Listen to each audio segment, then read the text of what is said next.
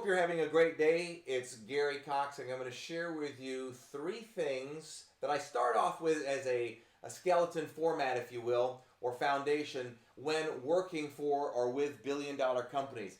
Also, would certainly like your support. We, as you may have heard earlier, we got hacked a number of months ago, lost 3,000 videos, so we definitely appreciate your support with comments, likes, if you could share this.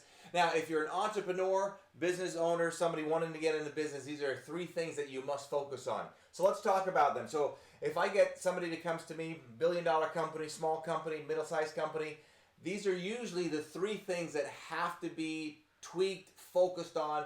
I could literally go for hours, if not days, on each one of these things, but at least I want to start off with the groundwork for you.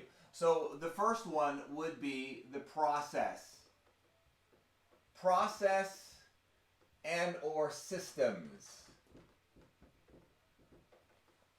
Working with smaller companies, I find out that they don't think big enough, and because they don't think big enough, they do not have a process or a system to make the flow very easy. So anytime you're creating some type of a system, for example, we're starting a new department in my company, and I'm bringing somebody in who's going to be in charge of that.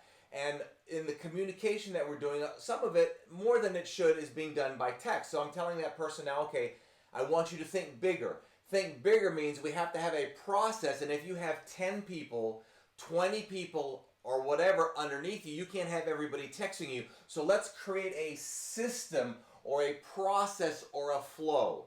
And this is one of my things that I love doing. I just love taking a company and figuring out how to create a process or a system for them, or making it better than it is now. And the next thing that we want to talk about, it should probably be number 1, is basically the product. And this is not necessarily in any order, the product or the service. What's the company selling? What can we do with this product? Can we package the product better? Many times people undervalue their product or service, so perhaps they could increase their price. What's the service like to the customer? So once the customer orders the product or the service, what is the flow from that point till the customer gets it?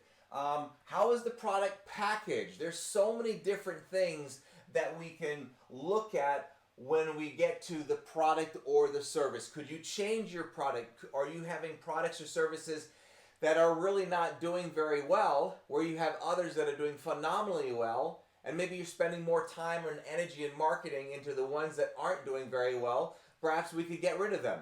There's just so many ways to look at this.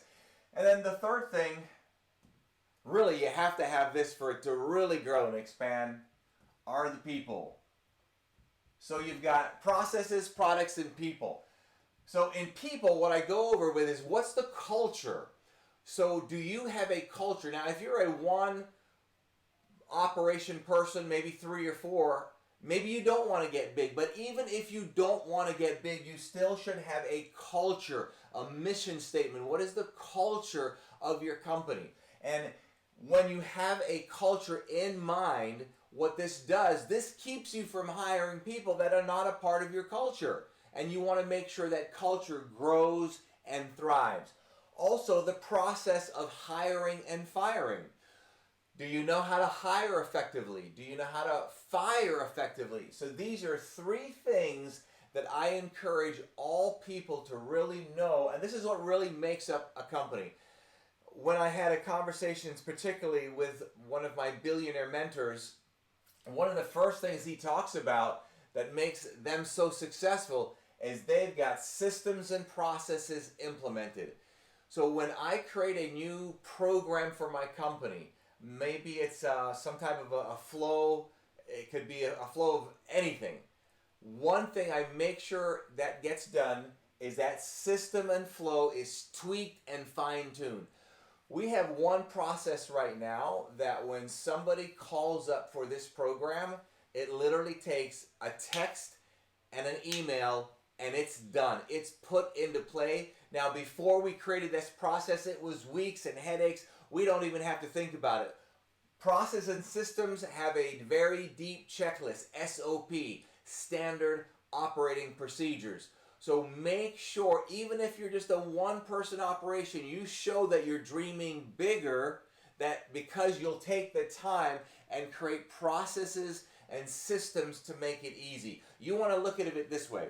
When I create a process and a system with somebody on my team, and they put something in a checklist, and I said, I don't know what TRM means. I don't know what TRM, I'm just making that up. And if I don't know what that means, then a year from now, you're probably not going to know what that means. I'm certainly not going to know what that means. Make the system, dumb it down.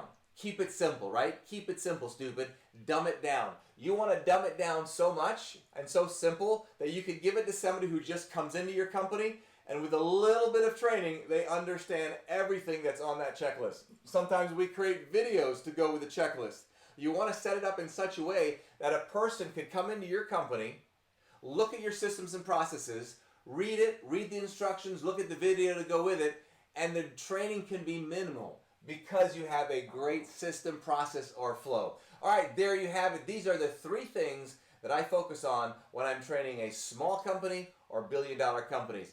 Again, I'd love to see your comments below. Like, share, and comment. And between now and the next time we get to chat, you know what to do. Don't let anything or anyone rent space in your head. Have a blessed day. We'll see you.